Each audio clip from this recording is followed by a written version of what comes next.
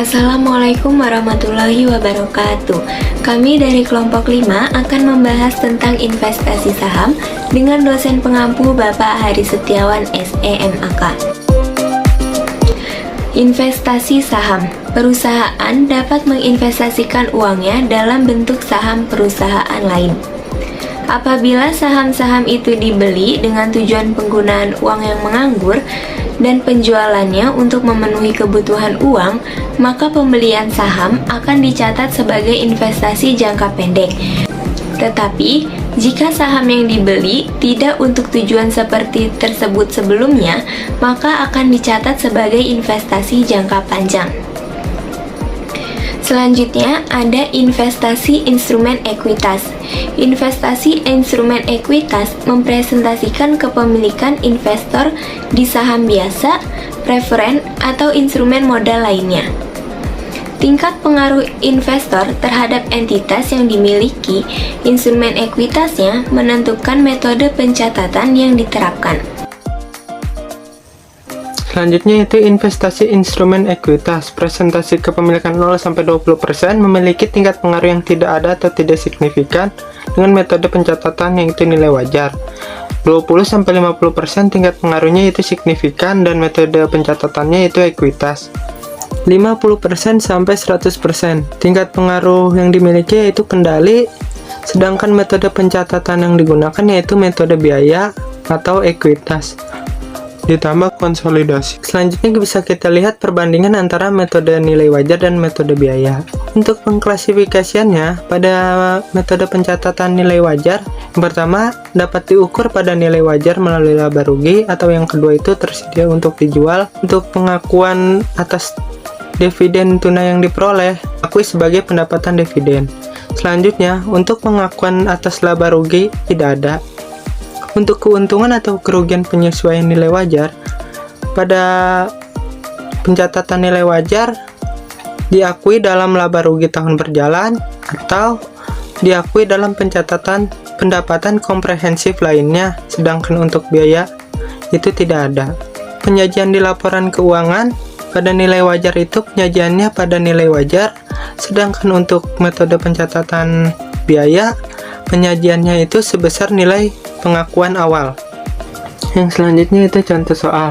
Pada tanggal 1 November 2018, PT Warna membeli saham di 3 perusahaan dengan harga perolehan total sebesar 400 juta rupiah. Maka jurnal yang dibuat ketika membeli saham tersebut yaitu investasi pada saham di debit dan kas di kredit masing-masing 400 juta rupiah.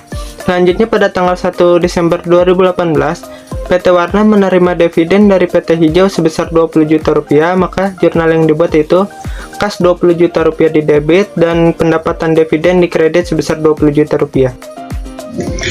Dari data yang sebelumnya, maka di sini ada harga perolehan totalnya adalah 400 juta, sementara nilai wajarnya 415 juta. Maka perusahaan membuat jurnal penyesuaian, yaitu penyesuaian perubahan nilai wajar sebesar 15 juta di debit dan keuntungan belum terrealisasi sebesar 15 juta di kredit. Tanggal 30 Mei 2019, PT Warna menjual saham PT Hijau dengan harga 210 juta. Jurnal yang akan dibuat adalah kas di debit sebesar 210 juta, investasi pada saham di kredit 180 juta, dan keuntungan penjualan investasi yaitu 30 juta. Pada tanggal 10 September 2019, PT Warna membeli saham PT Biru dengan harga 130 juta. Jurnalnya adalah investasi pada saham di debit 130 juta dan kasnya di kredit 130 juta.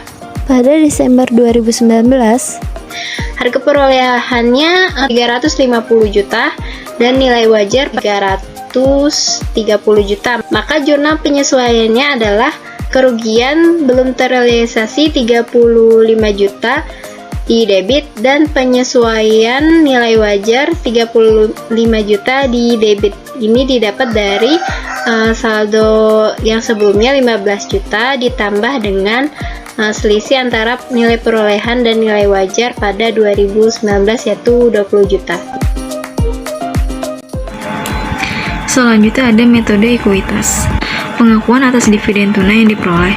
diakui sebagai pengurang investasi.